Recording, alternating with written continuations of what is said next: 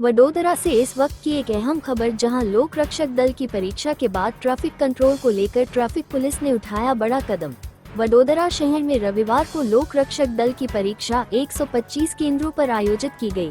बड़ी संख्या में उम्मीदवार परीक्षा देकर जैसे ही अपने अपने गृहनगर लौटने लगे, सयाजीगंज क्षेत्र के रेलवे स्टेशन और बस स्टैंड के आसपास भारी भीड़ और संभावित ट्रैफिक जाम की स्थिति बनने लगी।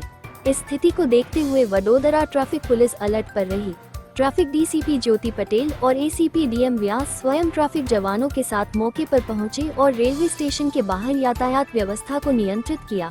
ट्रैफिक को सुचारू बनाए रखने के लिए पुलिसकर्मियों ने पैदल खड़े रहकर हर एक मोड़ और पॉइंट पर ट्रैफिक को संभाला, ताकि कोई भी उम्मीदवार अपने गंतव्य तक पहुंचने में परेशान न हो।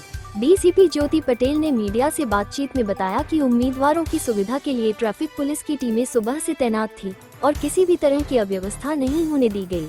वडोदरा शहर में 119 स्कूल में 35,700 परीक्षार्थीओ आज एलआरडी परीक्षा आपी है। 9:30 થી 12:30 पेपर हतुं जे पूर्ण थयुं छे। हवे तमाम विद्यार्थीओ पोताना घर तरफ जई रह्या छे अने आप जोई रह्या छो एम रेलवे स्टेशन अने एसटी स्टेन्ड मोटा भागना परीक्षार्थीओ अत्यारे आवी रह्या छे। हमसे जुड़े रहने के लिए हमारे YouTube चैनल को सब्सक्राइब करें और नई वीडियो की नोटिफिकेशन के लिए बेल आइकॉन को दबाएं।